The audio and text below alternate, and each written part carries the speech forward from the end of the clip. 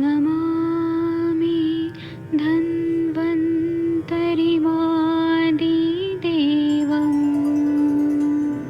सुरासुरैर्वन्दितपादपद्मम् लोके जरामृत्युनाशम्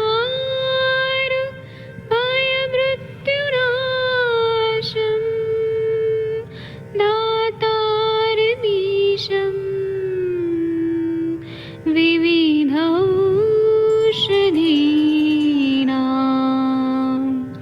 शङ्खं चक्रं जलौकां दधतं मृतघटं चारुतोर्भिश्चतुर्भिः सूक्ष्मस्वच्छादिरुद्यं शुकपरिविलसन् मौलिमम्भोजनेत्रम् कालाम्बोदोज्ज्वलाङ्गं कटितटविलसत् चारुपीताम्बराढ्यं वन्दे धन्वन्तरिन्तं निखिलगदमिव प्रौढदावाग्निनीलम्।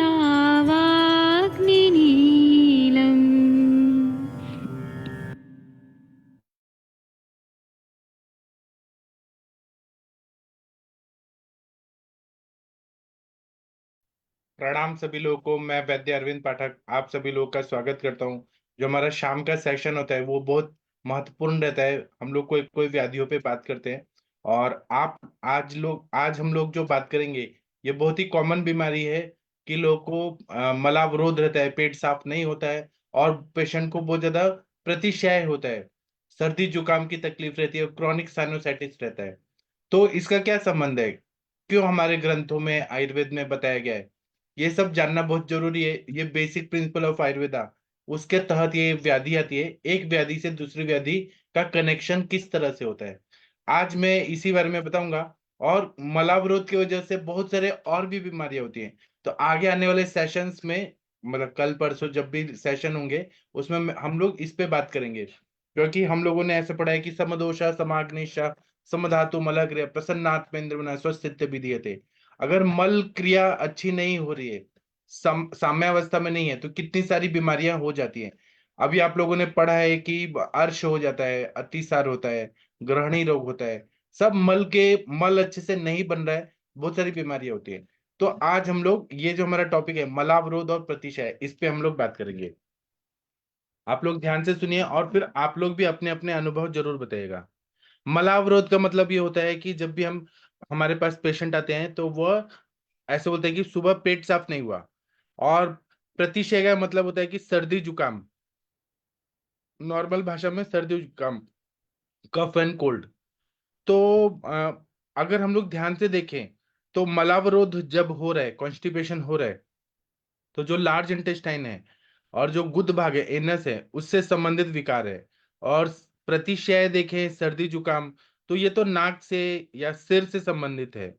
तो फिर हम लोग ये सोचते हैं कि इसका नीचे का और ऊपर का क्या संबंध है, मतलब इंटेस्टाइन का और सिर का क्या संबंध है।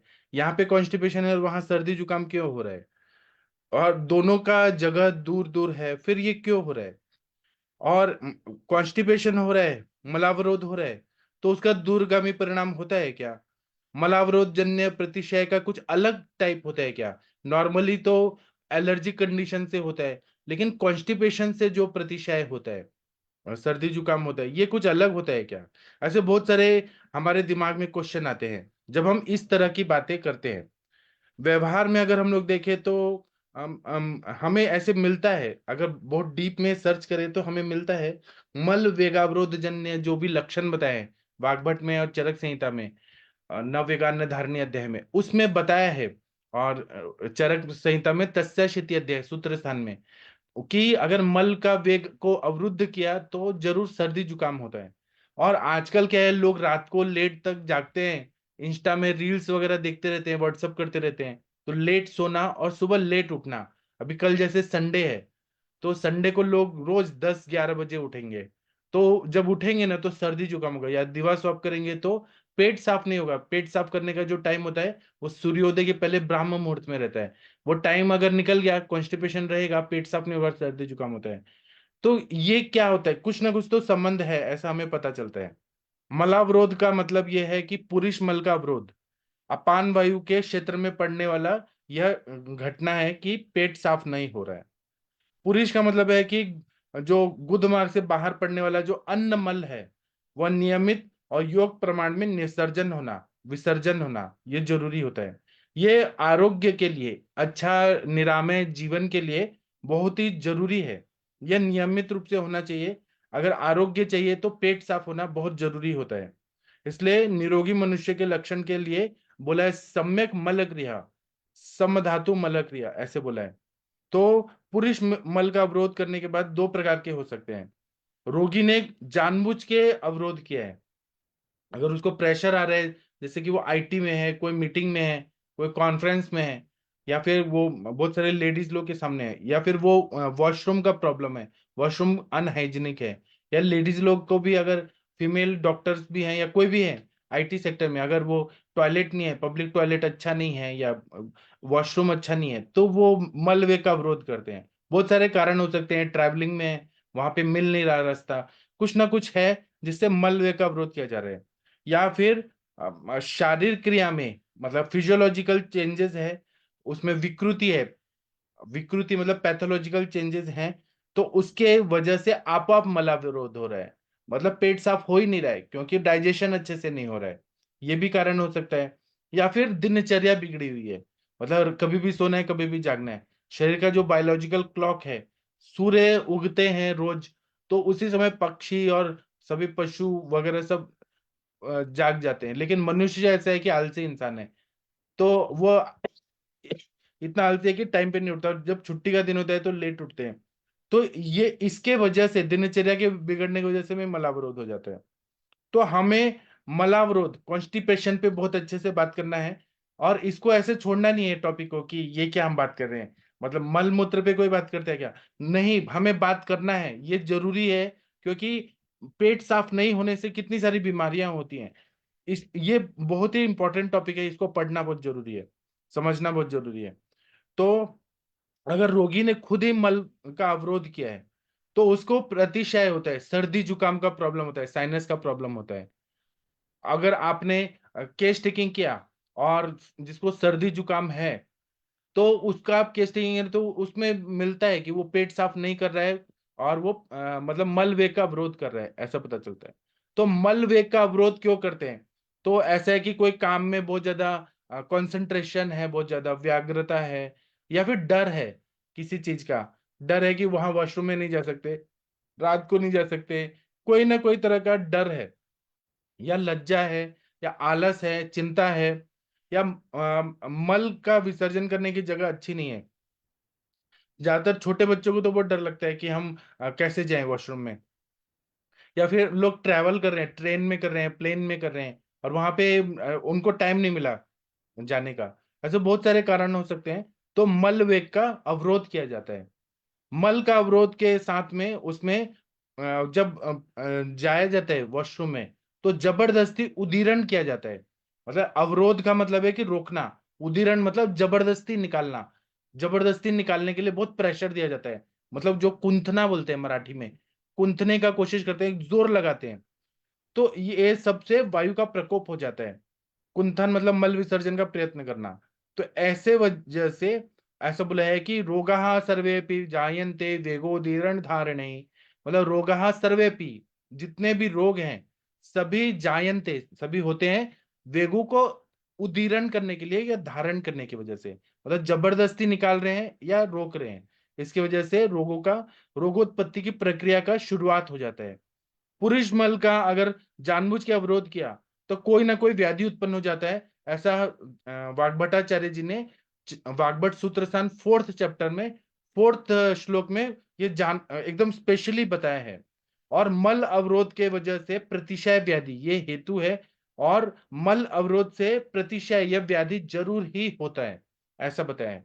दूसरा है कि मल अवरोध कर रहे हैं, तो उसमें अगर पाचन क्रिया की विकृति अगर हो रही है, तो अगर पाचन सार किट्ट विभाजन अच्छे से नहीं हो रहा है, मतलब जो बॉडी को सार भाग चाहिए, अच्छा भाग चाहिए, वह नहीं मिल पा रहा है और किट्ट भाग नहीं बन रहा है, सार किट्ट विभाजन जो है वो अच्छे से नहीं हो पा रहा है, उसकी वजह से मल जो है वो कच्चा कच्चा रहता है, मतलब मल का पाचन ही नहीं हो पा रहा है, अन्न का भी पाचन नहीं हो रहा है, ग्रहणी की दृष्टि है।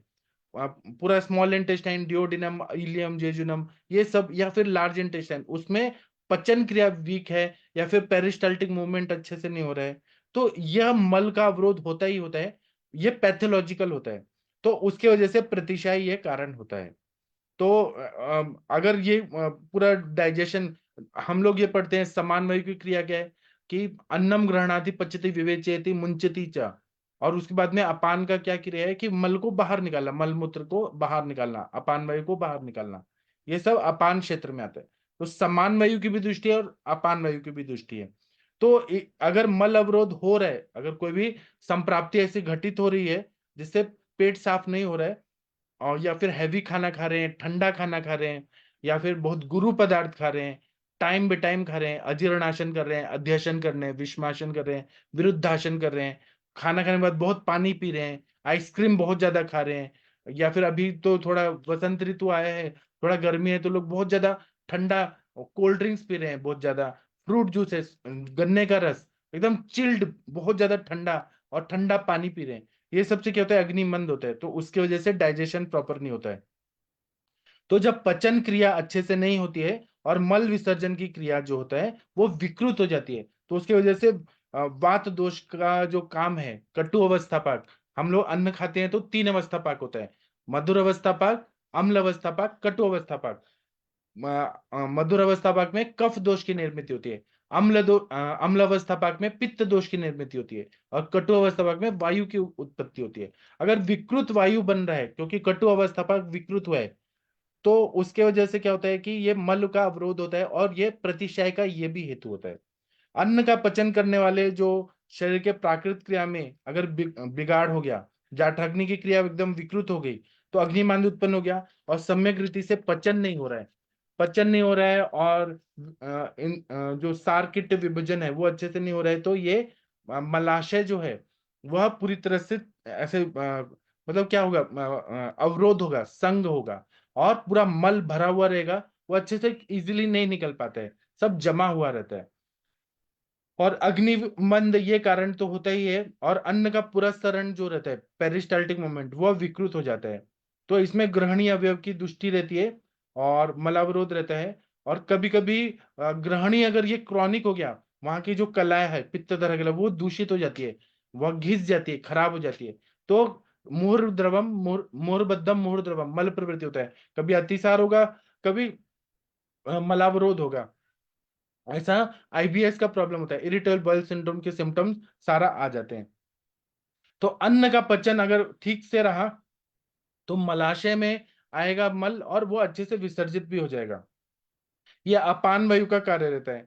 अगर अपान वायु को भी रोक दिया गया, अपान वायु को, मल मूत्र को रोका है, अपान का वेग है उसको रोक दिया गया है, लज्जा के वर्ष, भीति के, मतलब डर के मारे, या फिर किसी ना किसी तरह से जो पेट में गैस है उसको निकालने नहीं दे रहे हैं, उसको रोक के रख रहे हैं, तो ये इसके वजह से वो पेट में मल को रोक के रखेगा, और उसके वजह से वो ऊपर की डायरेक्शन में जाएगा, जो अपान वायु है ऊपर के डायरेक्शन में जाएगा, और वो प्रतिशय का कारण होता है, या हेडेक होने लगता है, शिरोगुरुता होता है, शिरशूल होता है, या प्रतिशय हो जाता है। तो मल अवरोध जो है वह कोई जानबूझ के करता है, या शारीरिक क्रिया की विकृति की वजह से ये प्रॉब्लम होने लगता है, तो या फिर दिनचर्या बिगड़ने की वजह से भी ये हो सकता है। तो वेग विधारण जन्य मलावरोध जो रहता है वह भी कारण होता है प्रतिशय जैसे रोगों की उत्पत्ति करने का। अब मल अवरोध और प्रतिशय, इसका संबंध क्या है? तो मल अवरोध करने से प्रतिशय ये व्याधि होता है, ये तो हमें पता चलता है, लेकिन हर प्रतिशय, हर साइनोसाइटिस मल अवरोध से होता है ऐसा तो नहीं है। अगर किसी ने दही खाया, और या फिर फ्रूट खाया और उसने पानी पी लिया, या चावल खा के और दिन में सो गया, उसके वजह से भी प्रतिशय हो सकता है, या फिर और भी कारण हो सकते हैं। लेकिन एक हेतु और कारण ये भी हो सकता है कि कॉन्स्टिपेशन है, और वो या मलवे का अवरोध कर रहे हैं, उसके वजह से प्रतिशय होता है। प्रतिशय के बहुत सारे कारण और भी हो सकते हैं। अगर ठंडे पानी में नहा रहे हैं, ओस में घूम रहे हैं, सुबह उठने के बाद ठंडी पड़ रही है, और कान खोल के ऐसे घूम रहे हैं, बारिश में भीग गए, उसकी वजह से भी हो रहा है क्या, या फिर डस्ट में जा रहे हैं, धूल मिट्टी में जा रहे हैं, या पोल्यूशन है वहां जा रहे हैं, उसके वजह से भी या पोलन ग्रेन का एलर्जी, या अगरबत्ती किसी को नहीं बर्दाश्त हो रहा है। बहुत सारे कारण होते हैं जिसकी वजह से प्रतिशय होते हैं, लेकिन मलावरोध भी एक कारण होता है।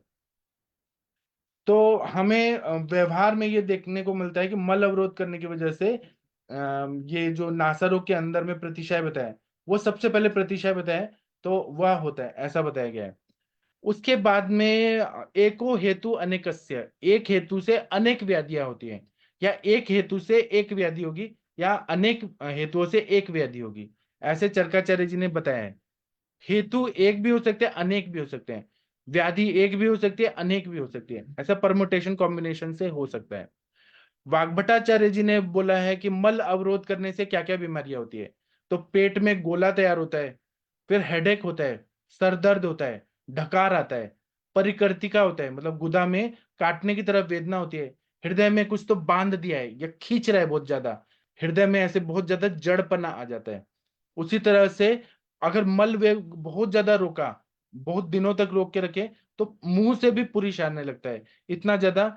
और वो भी सिवियर कंडीशन में, अगर पेशेंट बेड रिडन है और कोई उसको देखभाल करने वाला नहीं है, तो उसको ऐसे मुंह से भी मल आने लगता है, या मुंह से गंदा मल जैसा बदबू आने लगता है। ऐसे बहुत सारे कारण होते हैं।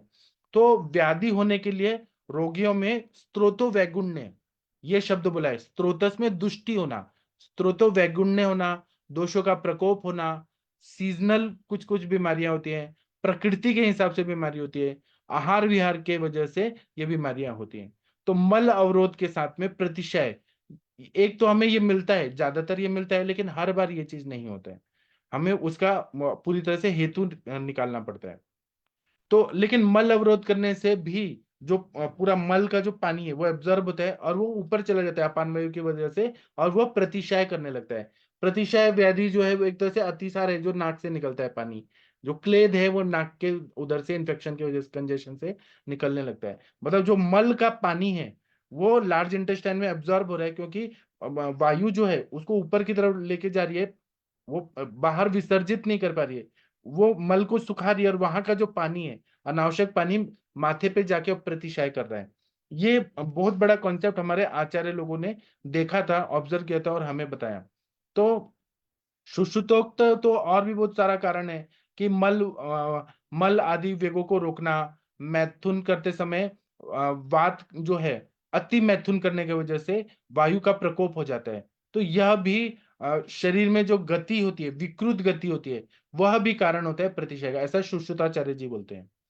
दूसरा ये है कि जो भी प्रतिशय है, ये वायु के ऑपोजिट डायरेक्शन में जाने से, अपान वायु क्या करती है, अपान वायु समान को दुष्ट करती है, समान उदान को, उदान प्राण को, और ये प्राण जो है विकृत स्वरूप में आके प्रतिशय करने लगता है, ऐसा हमें देखने को मिलता है। तो मतलब मल वेग अवरोध, इसका ये कोरिलेशन होता है कि जितना पानी है वह पूरी तरह से अब्जॉर्ब होकर ऊपर की तरफ जाता है और नीचे बहने लगता है पूरा। तो ये प्रतिशय व्याधि हो जाता है। अभी मुझे और बताना है, आप लोग कुछ बोलना चाहते हैं, आप लोग भी बोलिए, फिर मैं और बताऊंगा इसके बारे में। हाँ, अनम्यूट करके डॉक्टर आशीष जी, आप कुछ पेशेंट के बारे में बताएंगे, कॉन्स्टिपेशन एंड प्रतिशय, सर्दी जुकाम का प्रॉब्लम, ऐसे पेशेंट देखे हैं आपने? मनीषा मैडम जी, आदित्य सर, सूरज जी, आपने ऐसे पेशेंट देखे हैं क्या? पल्लवी मैम? हाँ सर, देखे मतलब कॉन्स्टिपेशन के साथ प्रतिशय वाले बहुत पेशेंट देखे। और जनरली मैं जो देखता हूँ ना पेशेंट, मतलब उसमें तो 70% पेशेंट को तो मतलब ये प्रॉब्लम होती ही रहती है, मतलब कॉन्स्टिपेशन की 70-60% पेशेंट को ये कॉमन रहती है। और प्रतिशय के साथ भी मतलब उधर आम का पाचन करने में मतलब महासुदर्शन, अंगमर्द प्रशमन और गोदंती भस्म, इस कॉम्बिनेशन का मतलब आम पाचक वटी जैसा एक वटी हमारे इधर सर यूज करते हैं। और भी मतलब कंडीशन के हिसाब से कल्प यूज करते हैं, पित्तज है या वातज है, कफज है, डिफरेंशिएट करके। और ये मतलब अ, उसका मतलब कॉन्स्टिपेशन ठीक हो जाए और आपन की गति अच्छे से हो जाए, इसलिए मतलब भी गंधर्व हरितकी, एरंड तेल ऐसे मतलब कल्प यूज करते हैं कंडीशन के हिसाब से। जी ठीक है, बहुत अच्छा बताया आपने। पल्लवी मैम, आपने ऐसे पेशेंट देखे हैं? अभय सर, आप कुछ बोलना चाहते हैं इस टॉपिक पर? मनीषा मैडम, कुछ बोलना है तो बोल सकते हैं। वीना मैम, आप कुछ बोलना चाहेंगी इस टॉपिक पर? नहीं तो आप लोग सोचिए, फिर मेरा होने के बाद आप लोग बताइए। तो मल वेग का अवरोध करना, मल अच्छे से शरीर से बाहर होके विसर्जित होके नहीं निकल रहा है, तो मलिनीकरणार्थ मलहा ऐसा बोला है। जो शरीर को मलिन करता है, खराब करता है, वो मल होता है। शरीर को वो बिगाड़ने का काम करता है, पूरा फिजियोलॉजी को बिगाड़ता है, इसलिए उसको मलिनीकरणार्थ मलहा ऐसे बोला गया है। तो मल के जो जो उसका विष है, जो टॉक्सिन्स है, वो रीअब्जॉर्ब होता है बॉडी में, और उससे त्वचा विकार होता है, स्किन के प्रॉब्लम होते हैं। मतलब कॉन्स्टिपेशन अगर है ना, तो आप पेशेंट को देखिए, सर्दी जुकाम तो होता ही है, लेकिन स्किन के प्रॉब्लम भी उनको बढ़ जाते हैं।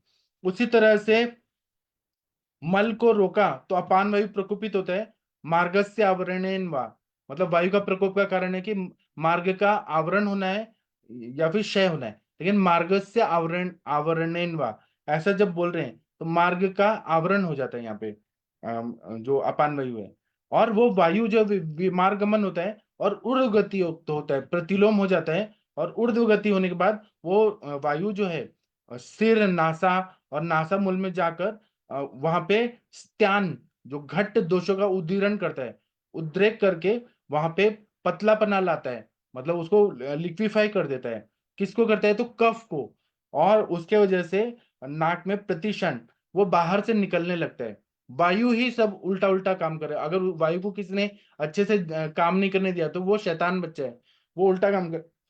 तो ये क्या करता है कि कफ को ऊपर लेके जाएगा, क्लेदक कफ को ऊपर लेके जाएगा सिर और नासिका में, और नासामूल में ले जाएगा, और कफ को फिर पतला करके थोड़ा थोड़ा ब्लॉक करके और पूरा कंजेशन वगैरह करके और धीरे धीरे वो गिराते रहता है। उसको प्रतिशय बोलते हैं।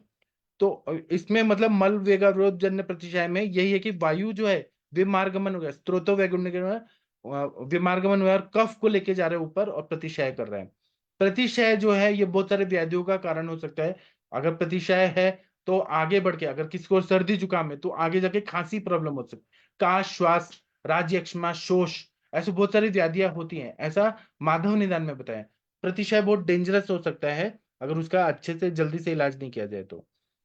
दूसरा है कि मल अवरोध जन्य प्रतिशय का स्वरूप क्या होता है। तो हम ऐसे देखते हैं कि मल अवरोध जन्य प्रतिशय में अलग प्रतिशय से अलग होता है क्या, ऐसा प्रश्न होता है। तो रस रत्न समुच्चयकार ने ये बोला है कि मल संचय जन्य जो है, इसमें ये जो रहता है, इसमें एक मिनट रुकिए, इसमें ऐसा बोल रहे हैं कि वातज प्रतिशय के जैसे सिम्टम्स इसमें आने लगते हैं। दूसरा है कि पूर्व रूप बताया है। मल वेग अवरोध जन्य प्रतिशय जो रहता है, दूसरे ग्रंथों में बताया, जैसे सुश्रुत वगैरह में बताया है कि मल अवरोध करने की वजह से जो प्रतिशय होता है, उसमें सिर जो है वो जाड्य होता है, शिरोगुरुता होती है, छींके बहुत ज्यादा आती है, बॉडी को तोड़ दिया है, अंग मर्द जैसे जकड़न आ जाती है, बहुत ज्यादा शरीर में रोमांच होता है, मतलब रोंगटे खड़े होते हैं, और हल्का बुखार भी आ जाता है, मुंह में टेस्ट नहीं होता है। और तो एलोपैथी के डॉक्टर्स बोलते हैं कि ये इन्फेक्शन हुआ है या वायरल इन्फेक्शन हो गया है, तो वो एंटीबायोटिक्स देते हैं। लेकिन आयुर्वेद में बोला है कि अवरोध करने की वजह से ये हो रहा है। उसी तरह से नाक जो है, ऐसा लगता है जैसे धुएं से भर गया है। नाक में कुछ तो अजीब ऐसा फीलिंग होती है, बहुत हैवीनेस जैसा लगता है, पूरा जो साइनसेस है वो पूरा पैक हो जाते हैं। उसी तरह से जो तालू भाग है, वहां पे ऐसा लगता है जैसे काट दिया है, ऐसा वेदना होता है, गला बैठ जाता है, स्वर भेद होता है, मुंह से लार बहुत आता है, सलाइवेशन होता है, और पूरा आंखें वो ऐसा लगता है कि प्रेशर से आंखें भर गई हैं, आंखों में भी प्रेशर बहुत ज्यादा आता है, मतलब नेत्र गौरव, ऐसे सिम्टम होते हैं। और तो मल अवरोध जन्य प्रतिशय को पहचानना कैसे है?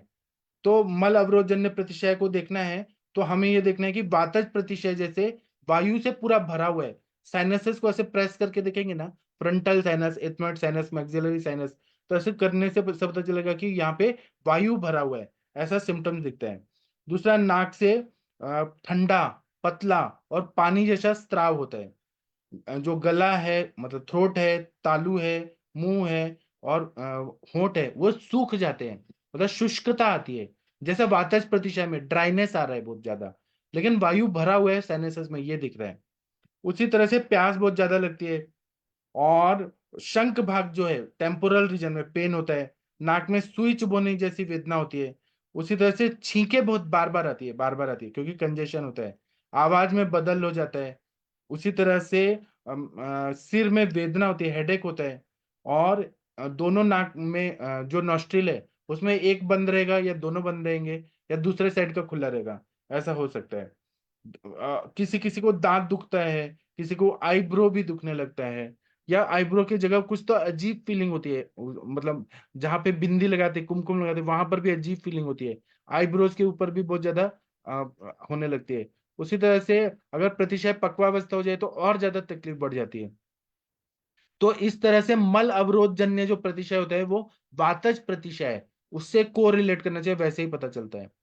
और दूसरा है कि ये एक तरह से परतंत्र व्याधि है। स्वतंत्र व्याधि क्या है?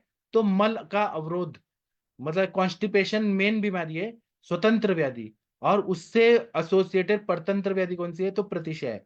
आपने स्वतंत्र व्याधि की चिकित्सा किया, मतलब कॉन्स्टिपेशन को ठीक किया, दीपन पाचन अनुलोमन किया, पेट साफ किया, विरेचन दिया, अनुलोमन किया, स्तंसन दिया, शोधन कैसे भी कर दिया, तो प्रतिशय अपने आप ठीक हो जाता है। परतंत्र का मतलब है कि परजन्मा, मतलब दूसरे की वजह से उत्पन्न हुआ, ये परतंत्र व्याधि है। तो इसकी उत्पत्ति जो है वह मल अवरोध पर आधारित रहती है, और मल अवरोध से वायु प्रतिलोम होके ऐसी व्याधि की उत्पत्ति करती है। दूसरा ये अगर मल अवरोध क्या है तो और क्या कंडीशन होती है? तो पिंड को द्वेष्टन, क्रैम्प्स आते हैं, स्पाज्म आते हैं पूरे मसल्स में। पेट में भी आ सकता है, जो थाई रीजन है, काफ मसल्स है, उसमें भी पिंड को द्वेष्टन, उद्वेष्टन, मतलब हम निचोड़ रहे हैं कपड़े को, जैसे हम लोग निचोड़ के ऐसे करते हैं, निचोड़ना, उस तरह से मसल्स में ट्विस्टिंग होता है, उसको हम बोलेंगे पिंड को द्वेष्टन। ऐसे लक्षण आते हैं। उसी तरह से मूल व्याधि अगर ठीक हुआ तो जो परतंत्र व्याधि वो अपने आप ठीक होता है। तो मल अवरोध जन्य जो है उसका चिकित्सा करना बहुत इजी रहता है, अगर हमने समझ लिया कि ये मल अवरोध की वजह से है। चिकित्सा में मैं अभी बहुत सारी दवाइयां बताऊंगा, तो हमें तुरंत पता चल जाता है। अगर प्रतिशय है ये बलवान उपद्रव के रूप में है, तो पहले अगर ये बहुत ज्यादा तकलीफ दे रहा है तो पहले प्रतिशय की चिकित्सा करें, बाद में मल अवरोध की चिकित्सा करें। क्योंकि बलवंतम उपद्रव आदो चिकित्सित, ऐसा बोला है। जो बलवान उपद्रव है उसकी पहले चिकित्सा करें, और बाद में हम लोग मेन व्याधि की चिकित्सा करें, ये भी है। जो व्याधि से पेशेंट ज्यादा तकलीफ में है, उसकी पहले चिकित्सा करें। और हमारे पास जो मल अवरोधजनक प्रतिशय का रोगी आता है उसका उपशय जो है वो कौन से अवस्था में है, ये हम लोग अभी बात करेंगे। तो चिकित्सा पर आते हैं। तो चिकित्सा में हमें पहले तो डायग्नोसिस करना जरूरी होता है, और फिर हमें निदान परिवर्जन करना है। संक्षिप्त क्रिया को निदान परिवर्जनम, मतलब क्या हेतु का सेवन करने से मलावरोध हो रहा है और प्रतिशय हो रहा है, ये सुश्रुताचार्य जी ने बोला है कि वो हेतु बंद करना है। तो अब उसका आहार और विहार कैसे है? अब विहार में वो रात्रि जागरण कर रहा है, कितने बजे सो रहा है, कितने बजे उठ रहा है, वो देखना है। उसका साउंड स्लीप है कि नहीं है, उसको स्ट्रेस है कि नहीं है। जैसा हमें हेतु मिलता है, अगर स्ट्रेस बहुत है तो उसकी काउंसलिंग करना होगा, और मन पे काम करना होगा। मन पे काम करने के लिए शिरोधारा, मानस मित्र गुटिका, स्मृति सागर रस, ब्राह्मी वटी, सारस्वतारिष्ट, ऐसे बहुत सारे, या महाकल्याणकृत, महापैशाचकृत, महापंचगव्य घृत, मन पे काम करने वाली दवाइयां देनी है अगर स्ट्रेस में बहुत है। और अगर दूसरे और हम सिम्टम्स देखेंगे तो उसको क्या है, मलावरोध है, पेट साफ नहीं हो रहा है, तो कभी भी प्रतिशय का पेशेंट है तो पूछिए कि पेट कितने बार साफ होता है। पेट साफ होने का भी अलग अलग है। कुछ लोग एक बार जाके आते हैं लेकिन उनको सेटिस्फेक्शन नहीं लगता। कुछ लोग रहते हैं कि दिन में 3 बार करते हैं, तब उनको थोड़ा सा सेटिस्फेक्शन मिलता है, और वो हर 2-2 घंटे पे खाते रहते हैं। एलोपैथी के डॉक्टर्स भी बोलते हैं कि हर 2 घंटे में खाना चाहिए, स्मॉल मील्स लो खाओ। लेकिन आयुर्वेद ऐसा बोलता है कि अग्नि प्रदीप्त हो, भूख लगने पे ही आधा पेट खाना है, भर पेट नहीं खाना है। अब औषधि की तरफ से देखा जाए तो निदान परिवर्जन हो गया। निदान परिवर्जन में विहार में मैंने जैसे बताया कि रात्रि जागरण हो रहा है, मन की अवस्था कैसे वो देखना है। आहार में गुरु पदार्थ खा रहा है क्या, ठंडा चीज खा रहे हैं, फ्रिज का पदार्थ खा रहे हैं क्या, और ऋतु के हिसाब से वो खा रहे हैं कि नहीं खा रहे हैं, ओवर ईटिंग हो रहा है क्या, लेट खाना खा रहे हैं क्या, जंक फूड बहुत ज्यादा खा रहे हैं। अभी यहाँ पे लोग हैं, वड़ा पाव एक बार में 12-12 वड़ा पाव खा जाते हैं। तो वो वड़ा पाव फिर पचने में कितना हैवी रहता है। नॉनवेज भी खा लेते हैं, अल्कोहल भी पी लेते हैं, जंक फूड भी खा लेते हैं, और बार बार खा लेते हैं, अध्यशन करते हैं, अजीर्णाशन करते हैं, विषमाशन करते हैं, विरुद्धाशन करते हैं। ये सब क्या करते हैं, अग्नि को उपहत करता है, और उसकी वजह से पेट साफ अच्छे से नहीं हो पाता है। तो हमें निदान परिवर्जन करना है, सिंपल खाना देना है उनको, और लंघन कराना है। संक्षेपता नहीं, रस जानम विकाराणाम लंघनम परम औषधम, ऐसा बोला है। तो प्रतिशय व्याधि हो या कोई भी व्याधि हो, हमें लंघन कराना सबसे पहले रहता है, कि भूख नहीं लग रही है तब तक खाना नहीं खाना है।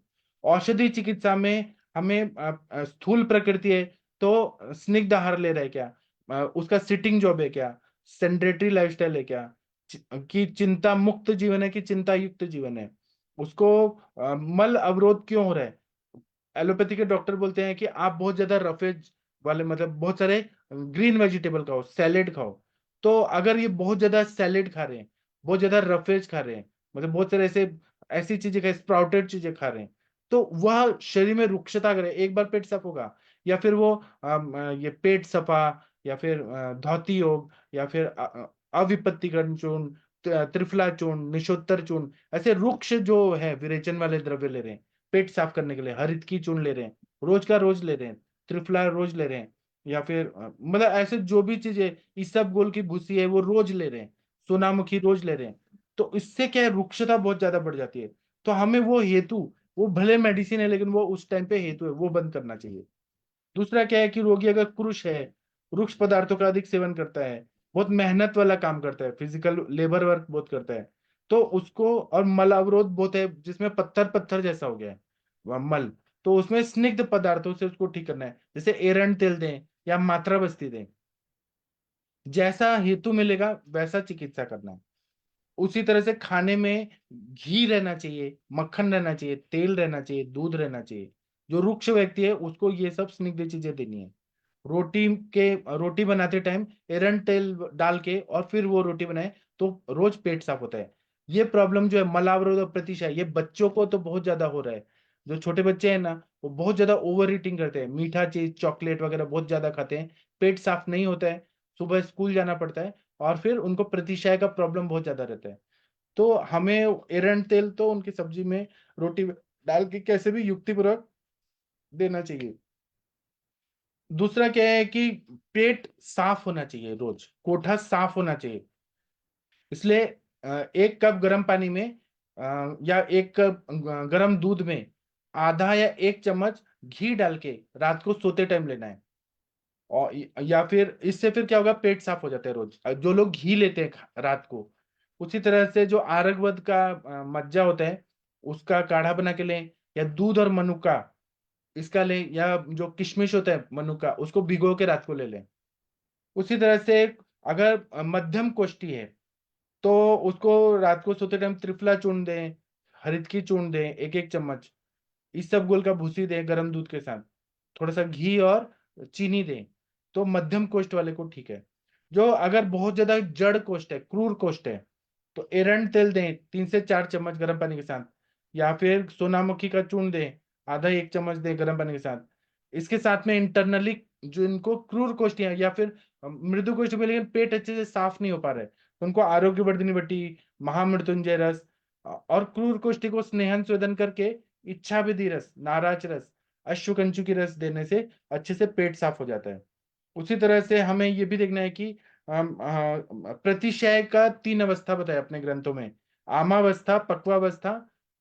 तो हमें आमावस्था में देखना है कि जब प्रतिशय है, हम कॉन्स्टिपेशन ठीक है लेकिन परतंत्र व्याधि की भी चिकित्सा करनी है हमें, स्वतंत्र व्याधि की किया तो परतंत्र व्याधि में अगर करना है, या बलवान अगर वो प्रतिशय है, तो उसकी चिकित्सा में आमावस्था है कि पक्वावस्था है। आमावस्था को पहचानना है तो नाक से पतला स्राव बहुत ज्यादा निकलता है, छींके बहुत ज्यादा आती है, खाने में टेस्ट नहीं होता है, लॉस ऑफ टेस्ट। उसी तरह से सिर बहुत ज्यादा दर्द होता है, सिर बहुत ज्यादा दुखता है, और फीवर आता है। ये होती है आमावस्था, मतलब अभी वो कच्चा है प्रतिशय। दूसरा होता है पक्वावस्था, इसमें जो स्त्राव होता है वो पीले रंग का आता है, घन होता है, घट्ट होता है, थोड़ा गाढ़ा गाढ़ा होता है। नाक वगैरह जो रहता है उसमें कफ निकलने से थोड़ा अच्छा लगता है। आमावस्था में तो कंजेशन पूरा जमा है, लेकिन पक्वावस्था में थोड़ा अच्छा लगता है कि नाक साफ हो रहा है। और मतलब बहुत ऐसे खखारते हैं तो बहुत ज्यादा बलगम निकलता है। और थोड़ा थोड़ा मुंह में टेस्ट आने लगता है, स्मेल का भी टेस्ट, ये जो सेंसेशन है वो आने लगता है। तो आमावस्था अगर है, कंजेशन है, पूरा पैक है, थोड़ा थोड़ा पानी निकल रहा है, छींके आ रही है बहुत ज्यादा, हैवीनेस आ रहा है और बुखार आ रहा है, ऐसे कंडीशन में जो आमावस्था है, तो उसमें हमें अम्ल और उष्ण द्रव्यों, अम्ल रसात्मक और उष्ण द्रव्यों का प्रयोग करना है। घृतपान तो बिल्कुल भी नहीं करना है आमावस्था में। आमावस्था में क्या अग्निमंद है, तो ये और ज्यादा बढ़ जाएगा। तो इसमें पहले के जमाने में कांजी जैसे खट्टे चीजें देते थे।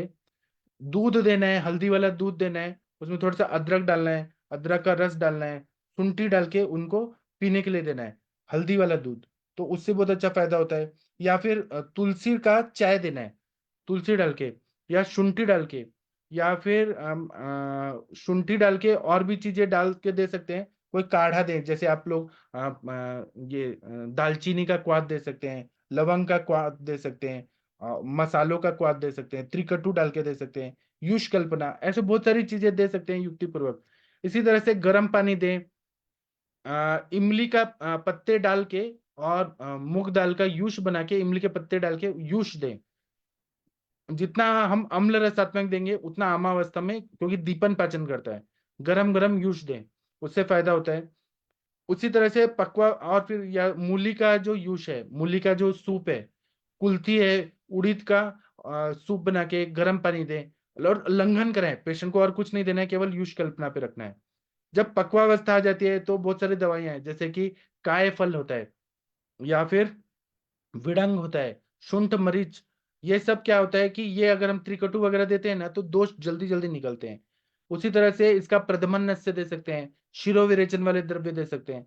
तो इससे पूरा नाक से जितना भी दोष है वो अच्छे से निकल जाता है। शरीर को हवा नहीं लगना चाहिए, एसी में बिल्कुल नहीं जाना है। और पूरा जो सिर है उसको मफलर या स्वेटर से ढक देना है, कान को ढके रखना है। खाने में उष्ण चीजें देनी है, पचने में हल्की चीजें देनी है, खट्टा, नमकीन और स्निग्ध, और कम द्रव वाला चीज, ज्यादा पानी वाला भी चीज नहीं देना है, सूप भी ज्यादा नहीं देना है, क्योंकि ये प्रतिशय है, ये व्याधि में पानी आ रहा है नाक से। कम सूप देना है और द्रवता कम रहे वाला ऐसा पदार्थ खाने को देना है, हल्का चीज देना है। शोधन या शमन उपचार करना है। शोधन में हम वमन भी दे सकते हैं, शिरो विरेचन दे सकते हैं। षड बिंदु तेल का अगर हम लोग नस से दें, 6 6 ड्रॉप्स डालें, सुबह शाम डालें, तो उससे ये प्रतिशय में बहुत अच्छा फायदा होता है। अब पुनर्भव चिकित्सा, अगर मलावरोध है और प्रतिशय है, तो हमें दोष दुष्य, दुष्य मतलब बिगड़ा हुआ धातु और मल, उसको देखना है। दोष कौन सा है वो देखना है। रोगी का बल देखना है, व्याधि का बल देखना है, उसका इन्वायरमेंट देखना है, वेदर कैसे है वो देखना है, रोगी का अग्नि देखना है, पचन शक्ति देखना है, उसका प्रकृति देखना है, उसका एज देखना है, मन की शक्ति देखना है, मनोबल कैसा है उसको। जो साथ में चीजें हो गई हैं वो जो रोज रोज खा रहा है, कुछ लोग सुबह उठने के बाद स्प्राउटेड चीजें ही खाते हैं, पोहा ही खाते हैं, चाय और पराठा ही खाते हैं, जो साथ में हो गया है, वो साथ में, लेकिन वो विरुद्ध होता है। वो चीजों को हमें बंद करना है, और जो उसके लिए अच्छा है साथ में वो चीजें देनी है, वैसा आहार विहार देना है। अपथ्य में पेशेंट को हमेशा ये बोलना है कि आपको मल का वेग नहीं रोकना है, जब भी कॉन्स्टिपेशन हो तुरंत आप इलाज करा लीजिए। दूसरा है कि मल अवरोध, प्रेशर आ रहा है तो आपको तुरंत पेट साफ करने के लिए जाना है। दूसरा है कि ठंडा पानी पीना बिल्कुल बंद करना है, ठंडा पानी से स्नान करना बंद करना है, पानी पीना है फ्रिज का ना पी के मटके का पानी पिए। उसी तरह से मैथुन भी बहुत ज्यादा नहीं करना है, ठंडे पानी में स्विमिंग नहीं करना है, ठंडा हवा में नहीं घूमना है, बहुत ज्यादा चिंता नहीं करना है, रुक्ष पदार्थ का सेवन नहीं करना है, शोक नहीं करना है, मल मूत्र वेगों को नहीं रोकना है। ऐसे और प्रतिशय को आने के लिए जो जो चीजें हैं कि बर्फ गोला बाहर खा रहे हैं, कहीं पर भी कुछ भी खा रहे हैं, वो जंक फूड खा रहे हैं और फिर पानी पी रहे हैं, मिक्स फ्रूट सैलेड खा रहे हैं और फिर बहुत पानी पी रहे हैं, या फिर अति अम्बोपान कर रहे हैं, बहुत ज्यादा ओवर ड्रिंकिंग ऑफ वाटर, ये सब कर, ये सब टालना है।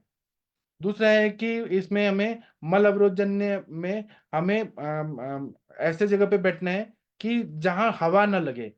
अगर प्रतिशय है और मल अवरोध है तो ज्यादा हवा ना लगे, पूरा ढंक ढक के रखें। और स्निग्ध, अम्ल, उष्ण, पचने में हल्का और कम द्रव पदार्थ को खाना है।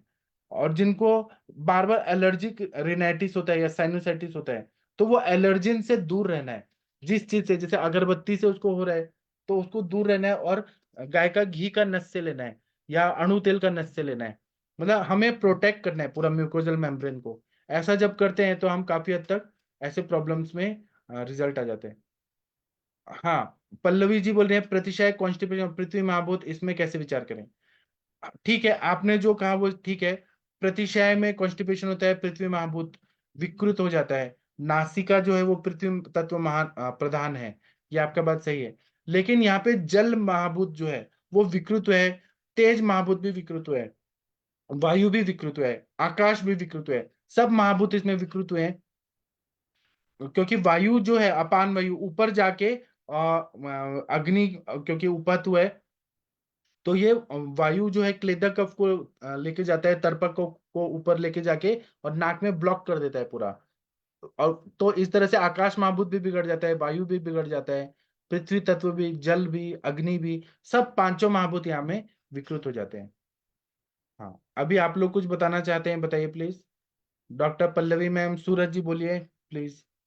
हेलो सर, मतलब ये आपने जो अवस्था ये बताई, मतलब आम अवस्था और पक्वावस्था, सर इसमें मतलब नस्य का क्या रोल रहता है और कौन से मतलब नस्य कंडीशन के हिसाब से मतलब आम और पक्व में हम यूज कर सकते हैं। आमावस्था में घृत पान नहीं करना, जो हम लोग आम की अवस्था रहती है घृत पान नहीं करना है। हमें अग्नि को मंद नहीं होने देना है। नस्य तो दोनों कंडीशन में चलता है, लेकिन बृहण नस्य नहीं देना है आमावस्था में। जैसे कि आपने पूरा नाक बंद है और आपने शीर वाला तेल का नस्य दिया, वो भी ज्यादा मात्रा में दिया, अति मात्रा में, तो और नाक को ब्लॉक करेगा। या जो ठंडा तेल है, महामाश तेल है, जो ठंडे तेल है, चंदन वाला लाक्षादी तेल है, उसका नस्य करने और वो पूरा बंद हो जाएगा। उसमें तीक्ष्ण नस्य देना है या प्रदमन नस्य देना है, ऐसे ही। बराबर है ना। जैसे जैसे विडंगा तेल का दे सकते हैं क्या सर। जो उष्ण है, कटु कटु उष्ण, कटु रस कटु विपाकी उष्ण, या हमारा पूरा अपामार तंडुल्य अध्याय में बताया ना, शिरोविरेचन का सारा गण बताया। ज्योतिषमती तेल है, या फिर आप नमक का पानी भी डाल के नस्य दे सकते हैं, उससे भी नाक खुल जाता है। और सर एक मतलब या स्वादिष्ट विरेचन का भी मतलब मैंने पढ़ा था। जी वो मतलब स्किन डिसीज में अगर कॉन्स्टिपेशन हो तो मतलब अच्छा काम करता है। मतलब आपके यूट्यूब से लेक्चर से पढ़ा था, तो जी उसमें सोनामुखी एक कंटेंट था, और ईएसटी मधु था, सौंफ था, मिश्री था, शुद्ध गंधक था।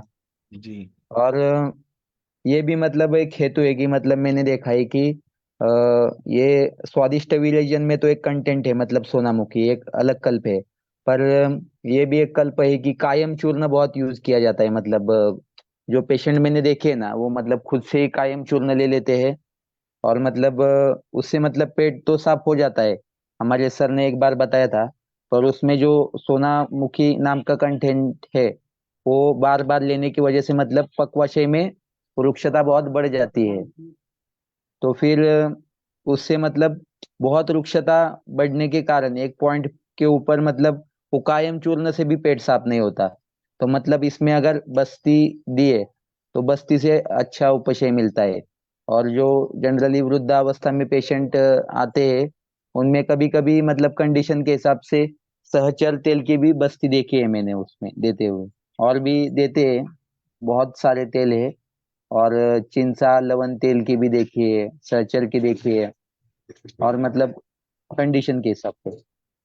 जी, बहुत अच्छा बताया आपने। मैं अभी मलावरोध का ही अलग अलग तरह से लेक्चर लूंगा। मैं इसको बहुत कवर करूंगा अभी 1-2 महीने तक, रोज नहीं लूंगा। मलावरोध एंड स्किन डिजीज, मलावरोध एंड श्वास, मलावरोध, ऐसे बहुत सारी बीमारियां बताऊंगा मैं। जी, बताइए बताइए आदित्य सर सर। सोनामुखी ताम जिसकी बात कर रहे थे, कायमचूर्ण सोनामुखी। सोनामुखी एक प्लांट होता है, उसका चूर्ण यूज किया जाता है, जो पेट साफ करता है, लेग्जेटिव होता है। जी सर। जी सर बहुत ही अच्छा टॉपिक था सर, आज का बहुत ही इम्पोर्टेंट टॉपिक था। Thank you. जी, थैंक यू सर। हाँ, और किसी को कुछ बोलना है? वीना मैम बोलिए प्लीज। जैसा अभी सूरज जी बोल रहे थे ना सोनामुखी का, वैसे ही हमारे 2-3 पेशेंट है अभी बहुत और एज भी है, तो वात प्रकोप बहुत हो गया है। 6 महीने से हम उनको मात्रा बस्ती दे रहे हैं, तो अभी भी कवर नहीं, रोज के रोज होती है, मगर मात्रा बस्ती नहीं दी तो मलावरोध ही होता है। दीपन पाचन दे के भी मात्रा बस्ती नहीं, बंद उनका हो ग्रहणी गई, कला अभी भी स्ट्रांग नहीं हुआ है। नहीं ग्रहणी हुआ कला है। तो हाँ आपको परपटिकल्प और आसवरिश देना हाँ पड़ेगा। दे रही हूँ अभी, परपटी कल्प दे रही हूँ सर, दे रही हूँ अभी। हाँ, टाइम ले। मगर इतने दिन, हाँ टाइम लगता है, ऐसा हो गया। और वह सोनामुखी से बहुत ही आंत्र को शुष्कता आती है ये। बराबर। Thank you sir. हाँ, वो बहुत ज्यादा रुक्षता लाता है, पेट तो साफ करता है लेकिन पूरा इंटेस्टाइन को ड्राई कर देता है सोनामुखी। कायम चूर्ण भी बहुत ही बेकार है। धौती योग या फिर त्रिफला का चूर्ण, ये सब ठीक है, एक बार साफ हो गया, लेकिन बहुत ज्यादा ड्राइनेस करता है। मगर ये सब दवाइयाँ तो काउंटर सेल से ही होती है ना, होने दीजिए ना। कोई भी वैद्य नहीं लिखते इनको, मगर पेशेंट आप अपने आप ही लेके खा लेते हैं। इसलिए तो वो फिर बाद में हमारे पास आते हैं, फिर हम अच्छा सा चार्ज करते हैं ना पंचकर्मा का। जो हो रहा है अच्छे के लिए हो रहा है, ऐसा सोचिए। जी। डॉक्टर महाजन सर, आप कुछ बोलना चाहते हैं? नहीं सर, सॉरी। कोई बात नहीं। डॉक्टर महेंद्र सर, सूरज जी, कुछ बोलना है आपको? और सर मतलब ये जो मतलब एलर्जी की बहुत होती है, ये प्रत्याशा है। ये जनरली में इसमें जो आगे स्थिति बनती है वो बिना वेग अवरोध की नहीं बनती, उसके वेग अवरोध होने के बाद ही वो वापस एलर्जी होगी। जैसे किसी की एलर्जी हो रही है तो उसके 100% रिजल्ट ये मिलेगा अजीर्ण। जी। ये कन्फर्म है, क्योंकि मैंने एलर्जी के बहुत पेशेंट देखे हैं, उसमें जनरली ये कारण तो निश्चित रूप से मिलेगा। उसके बाद ही उसको जुकाम वगैरह से कंटिन्यू होती है। तो जी। पहले से उसके दोस्त तो प्रकोपित होता ही है, बस थोड़े से मलमूत्र बेक किया और उसके वापस जुकाम, या फिर कहीं से धूल धुआं लग गया तो उसके जुकाम, इस तरह होता है। लेकिन उसमें मलमूत्र का जो बेग रोकना है और अजीर्ण, ये दोनों चीज तो 100% मिलेंगे सर। जी। और क्या है, एलोपैथी के डॉक्टर्स ना, वो केवल एलर्जेंस पे रिसर्च करते हैं कि क्या क्या चीजों से इसको एलर्जी है, ये चीजें से दूर रखना है, पोलन गिरन वगैरह। लेकिन आयुर्वेद देखिए, मलावरोध और अग्नि, इस पे कितना ज्यादा कॉन्सेंट्रेट है। शरीर अगर स्वस्थ है तो कितना भी एलर्जी से क्या तकलीफ होगा, कुछ नहीं होगा। सर एलर्जी के ट्रीटमेंट में सबसे पहला ट्रीटमेंट ही यही करना चाहिए, और यही करते हैं अपन लोग। तो बराबर। जी। सबसे पहले उसका पेट साफ ही करते हैं, उसके बाद में एलर्जी का सही हो सकता है। नहीं, एलर्जी का पेशेंट सही नहीं होगा जिंदगी भर में कभी भी। नहीं होगा। बराबर। तो वो डॉक्टर बोलते हैं ग्लूटेन का एलर्जी है, आपको ये अगरबत्ती का एलर्जी है, परफ्यूम का एलर्जी है, जिंदगी भर दवाइयां देते रहते हैं, वो ठीक क्योंकि ही नहीं अपने भी होता। आयुर्वेद में निदान में भी बताया हुआ है कि जैसे निदान दो तरह का होता है, एक तो सद्दो निदान और एक चयापचय के ऊपर निदान। जी। तो ये बराबर। ये जो ये तुरंत वाला सद्दोजनक में बताया है, ये जनरली कि जैसे अपन ने कोई अजीर्ण हो गया, धूल धूल वगैरह हो गया, अत्यंत बोलना हो गया, क्रोध हो गया, या आपने ऋतुचर्या का पालन नहीं किया, इस तरह से वो होता है, वो सारा उसमें एलर्जी के लिए ही होता है जनरली में। बराबर। पहले से प्रकोप नहीं होगा जब तक तुरंत इन चीजों से नहीं होता, क्योंकि जनरली में अपन लोग भी धुआं निकलते हैं, लेकिन अपने जुकाम नहीं होता। और जी। जिनके पहले से एलर्जी है और पहले से उनका दुष्प्रकोपित है, उनको तुरंत जुकाम होगा। बराबर। सन्निकृष्ट और विप्रकृष्ट कारण बताया ही है। हम लोग माधव निदान भी लेंगे तो हम और डिस्कस करेंगे उस पे। बहुत अच्छा बताया सर आपने, प्रैक्टिकल पॉइंट ऑफ व्यू आपने बताया सर। Hello sir. सर। और हाँ। मतलब हमारे सर से भी मतलब एक बार सुना था मतलब, तो कॉन्स्टिपेशन का प्रॉब्लम मतलब बहुत ये था ना मतलब, तो मैंने एक बार पूछ लिया था, तो सर ने मतलब डिटेल में बोला था मेरे को कि मतलब ऐसे 20-22 कंडीशन बताए थे मतलब कॉन्स्टिपेशन के, मतलब स्किन डिसीज में कॉन्स्टिपेशन, मतलब सर्दी की वजह से कॉन्स्टिपेशन, मतलब अलग अलग योग भी बताए थे। वो अभी बुक नहीं है मेरे पास, पर कॉन्स्टिपेशन के मतलब उन्होंने बहुत रीजन बताए थे, बहुत डिटेल में। जैसे जी। और सर बोले थे कि मतलब ये फॉर्मूला वगैरह फिक्स नहीं रखने का, मतलब कि कॉन्स्टिपेशन आया तो मतलब ये यही कल्प देने का, कंडीशन के हिसाब से मतलब हमें और विचार करना चाहिए इस पे। जी। बोल सकती हूँ सर। हाँ जी। हाँ, ग्रंथिल मलप्रवृत्ति ये भी दिखता है, तो वहां पे अपन की ज्यादा विकृति होती है। हाँ। प्रतिशा में भी त्रिदोष संप्राप्ति में 3 ही दोष रहते हैं, मगर वात उसमें प्रधान रहता है। जी उस आपने वो बोल ही दिया कि मार्गावरोध हो गया अपान का, तो ऊपर के सब वायु को अपान की अधोगति से वो ऊपर वो हो रहा है, ऊर्ध्वगति हो रही है, तो अन्य भी वायु उसकी वजह से दूषित हो रहे हैं। बिगड़ वायु की दूषित अधोगति नहीं हो रही है, अधो अपान विमार्ग अपन गमन हो रहा है। विमार्ग गमन हो रहा है। हाँ हाँ, हाँ, अच्छा। तो और वैगुण्य से विमार्ग गमन हो रहा है। हाँ, कभी कभी कुछ कुछ पेशेंट में क्या रहता है कि कृतेपि अकृत संज्ञा, ये भी लक्षण उनमें हाँ, दिखाई देता जाके है आते हैं जैसा। तब भी उनका पेट हाँ, साफ होने का तो फील। वहां पे सिर्फ वायु नहीं रहता, वात के साथ वहां पे कफ, कफ भी रहता है। बराबर। हाँ वो तो प्रवाहिका जैसा कंडीशन होता है, अगर बहुत ज्यादा जोर लगा लगा के कुंथ के कर रहे हैं ना, तो उसकी हाँ वजह से प्रवाहिका होता है, क्योंकि वो एरिया छिल जाता है। वो पूरा हाँ जो एनस और रेक्टम है, सिग्मोइड कोलन छिल जाता है, तो वहां पे छिलने की वजह से बॉडी प्रोटेक्ट करने के लिए म्यूकस निकालती है बहुत ज्यादा, और फिर वो म्यूकस हमेशा अटका रहता है। वो जब हाँ जाके आता है तो थोड़ा म्यूकस निकलता है, लेकिन उसको प्रेशर आते ही रहता है। वहां पे प्लेक्सिस की वजह से प्रेशर आता है, हरीनेस और मतलब अर्जेंसी उसको रहता है, मतलब तुरंत जाना है। और लेकिन वो मल थोड़ा ही निकलता है, तो उसको हमेशा लगता है कृत्य अपे कृत्य संज्ञता, हाँ। जाके आने के बाद भी लगता है कि अभी प्रेशर आ ही रहा है।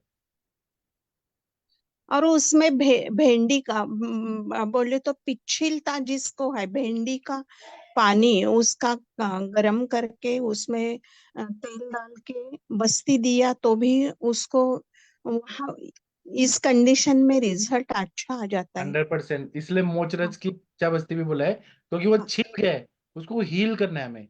जब तक हम हील नहीं करेंगे म्यूकस बनते रहेगा। बॉडी प्रोटेक्ट करने के लिए म्यूकस बनाए, तो हमें म्यूकस बंद करना है, तो इसलिए हमें पिच्छा बस्ती देना पड़ता है। प्रत्याशय सर बिना बात के होता ही नहीं, क्योंकि माधवकार ने कहा भी है कि जी बातम प्रत्याशयो कफादी नाम यत्र से प्रत्याशय, मतलब बात रोग का जो अभिमुख होगा वो जो स्याय मतलब जिसका गमन होगा कफादी के साथ वो प्रत्याशय होगा। तो बिना बात के बात पहले बात ही प्रकट होता है, उसके बाद ही वो कफ को दूषित करता है, पित्त को दूषित करता है, या फिर कफ का और ज्यादा प्रबल हो तो उसको कफ प्रत्याशय अपन कह सकते हैं। जी लेकिन बात सबसे पहले इसमें प्रकोपित होगा, उसके बाद ही वो और दोषों को साथ में लेके जाएगा। जी, सही बताया आपने, बहुत सही बताया। देखिए आशीष जी हमारे सर कितना अच्छा बता रहे हैं, हमारे डॉक्टर महेंद्र सर 60 साल रिटायरमेंट के बाद भी कितना अच्छा से मतलब पढ़ते हैं, और इतना अच्छा से क्लियर क्लियर बताते हैं सब।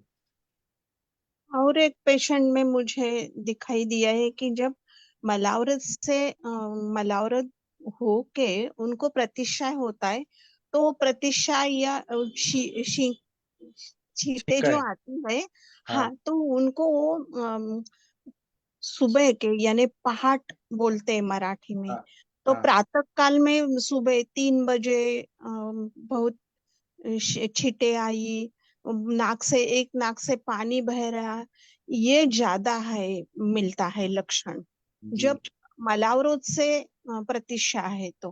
जी, ग्रंथों का मुझे इतना नहीं मालूम। आपने बट सही बताया। अब में मैंने ऐसे डॉक्टर भी देखे हैं, आयुर्वेदिक डॉक्टर, की जब भी सर्दी जुकाम है ना, तो वो नाक में नस्य देंगे, मतलब प्रतिशय की चिकित्सा करेंगे, लेकिन दीपन पाचन अनुलोमन पे ध्यान ही नहीं देते, क्योंकि उनको ये बेसिक कॉन्सेप्ट पे ध्यान ही नहीं, किसी ने बताया नहीं कि मल अवरोध होना यह प्रतिशय का कारण है। मल अवरोध होगा तो अपान वायु ऊपर जाएगा, क्लेदक कफ को लेके जाएगा, तर्पक कफ को वहां ले जाके, और फिर तनुत्वत मतलब पानी की तरह स्थिरता भी लाएगा, और थोड़ा थोड़ा पानी गिरते रहेगा।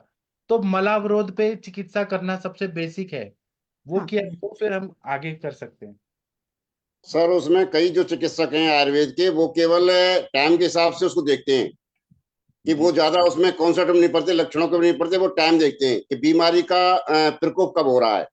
उसके हिसाब से जैसे अपने सुबह का टाइम है, कफ का टाइम है, फिर पित्त का काल है, बात का काल है, जिस समय बीमारी बढ़े उसके हिसाब से उस बीमारी को उसका ही मान लेते हैं, भाई ये बात आ जाए, कफ आ जाए, पित्त आ जाए। तो इस तरह का हो सकता है। वो जैसे मैम कह रही है कि सुबह 3 बजे तो वो बात का काल हो गया, तो उसमें स्वाभाविक बात है कि उस समय वो बात है जिसको मान लेंगे अपन। या तो वो उससे होगा, मैं क्या नाम है, अवरोध से, या फिर एलर्जी से होगा।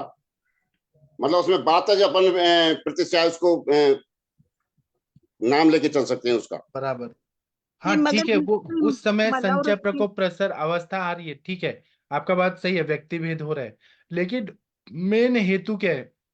हाँ, संतुष्टि हित में कैसे मिल हो रही है रही वो तो ध्यान देना चाहिए।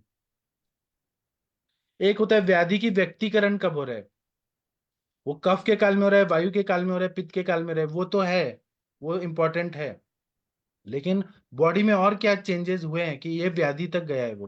नहीं, मैं ये कह रहा हूँ कुछ चिकित्सक इस तरह करते हैं, केवल वो बस वो टाइम का देख लिया उस तरह से वो उसको कर देते हैं, हाँ, वो चीज हो सकता है इस तरह से। फिर वो परमानेंट ठीक नहीं होता लेकिन ना तो सर। अधूरा काम है, अधूरा ज्ञान है वो होने को तो। हाँ हाँ लेकिन कुछ लोग करते हैं ऐसा ही, कुछ ज्यादा उसमें लक्षणों के वगैरह में नहीं याद रख के और यूं ही कर देते हैं, चलो ठीक है इस टाइम का ये बीमारी है, पित्तज है, ये हाँ कफज है, या बातज है। हाँ। और वो प्रतिशय है ना, तो कुछ लोग चित्र का दिवटी, चित्र खरीद के अवले, ऐसे कुछ कुछ टेम्पररी देते हैं लेकिन पूरा ठीक नहीं करते, क्योंकि हेतु सेवन कंटिन्यू रह रहे, पेशेंट ठीक ही नहीं होगा। लोग अगर बासी खाना खा रहे हैं तो वो ठीक ही नहीं होंगे, आइसक्रीम खा रहे हैं वो ठीक ही नहीं होंगे, फिर दही खा रहे हैं नहीं होंगे ठीक। ठीक है, पल्लवी मैम, आशीष जी आप कुछ बोलना चाहते हैं इस टॉपिक पर? Yes sir. सर इसमें प्रतिशय का सर जो ऊष्मणो अल्प बलत्वेन धातुम मध्यम अपाचितम, तो सर उससे भी प्रतिशय हो जाता है अगर आम आम है ही ना, उसमें अग्निमंद है ही ना। मैंने कहा ना सार्किट विभाजन अच्छा नहीं हो रहा है, मलावरोध हो रहा है। मलावरोध का कारण ही है कि सार्किट विभाजन नहीं हो रहा, आम उत्पत्ति हो ही रही है ना। वही तो आम और मल, यही तो स्त्रोतोरोध कर रहा है, और उसकी वजह से ही सब गड़बड़ है। जी, आपका आवाज नहीं आ रहा सर, आशीष जी आपका आवाज नहीं आ रहा। जो सर आम उत्पत्ति के बाद जो लक्षण है उसमें निष्ठीव आता है कि सलाइवेशन और जो मुंह से और नाक से बढ़ जाता है, तो बराबर मतलब इसमें अग्नि का सर बहुत बड़ा, अग्नि का भी बहुत बड़ा रोल है कि अग्नि जिसकी मंद है तो उसको फिर ये सलाइवा बनेगा और निकलेगा भी, अग्नि तेज है तो फिर नहीं निकलता है नाक से बराबर प्रतिशय। बराबर। सर प्रतिशय के मुझे तो यही ना पूछना था। मल वेग अवरोध, या मल क्यों रुका हुआ है, उसका अग्नि कारण है, ये भी मेन कारण है ना। इसलिए मैंने कहा कि दो जी कारण है, एक तो मल का अवरोध कर रहे हैं या फिर फिजियोलॉजी